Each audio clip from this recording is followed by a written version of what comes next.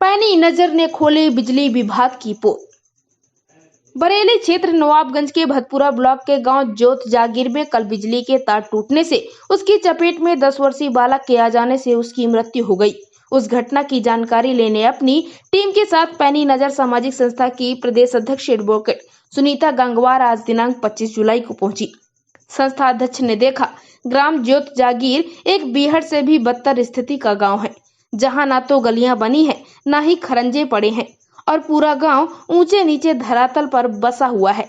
ऐसा लगता है कि 100 साल पहले भी इस गांव की यही तस्वीर रही होगी जो आज है। वहां के जनप्रतिनिधियों ने सिवाय वोट लेने के कभी उस गांव में कदम नहीं रखा।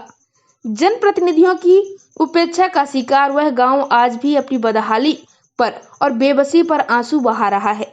जिस बच्चे की करंट लगने से मौत हुई है, उस बच्चे के परिवार से मिलकर संस्था अध्यक्ष ने कल की इस घटना की पूरी जानकारी ली।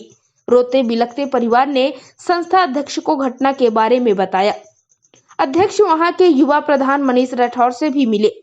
उन्होंने कहा यह तार टूटे पड़े थे तो क्या बिजली विभाग को इसकी सूचना दी थी, तो उन्होंने बताया कि उन्होंने तार जैसे ही टूटे थे तो उन्होंने बिजली विभाग को फोन लगाया था, किंतु वहां के संबंधित जेई ने फोन नहीं उठाया।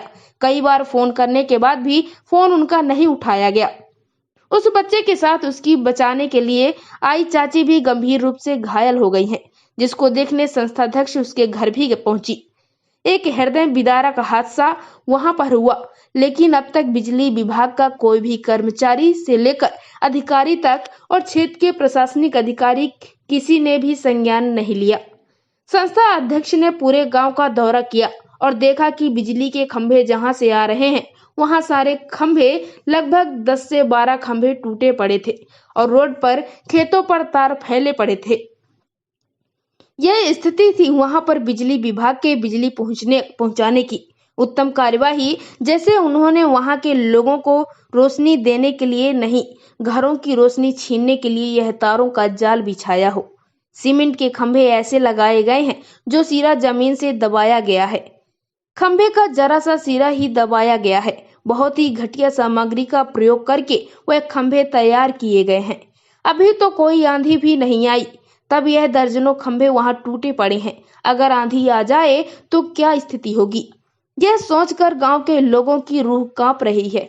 भय का वातावरण पूरे गांव में छाया हुआ है।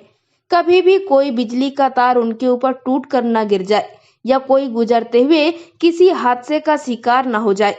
बिजली विभाग यानी संबंधित क्षेत्राधिकारी से बात की, जो कि भूता फरीदपुर क्षेत्र लगता है।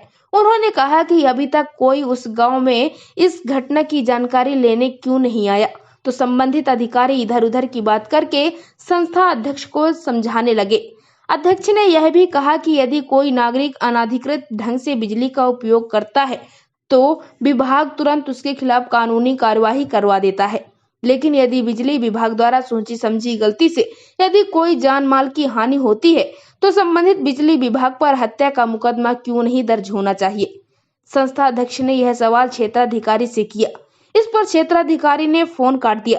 संस्था अध्यक्ष ने ग्रामीणों को आश्वासन दिया कि जब तक यह बिजली के सही ढंग से खंभों को नहीं लगाया जाता है और सही बिजली की व्यवस्था नहीं की जाती है, तब तक संस्था खामोश नहीं बैठेगी। इसके लिए बिजली विभाग यह सुन ले कि आंदोलन भी करना पड़ा तो संस्था के लिए हम तैयार हैं।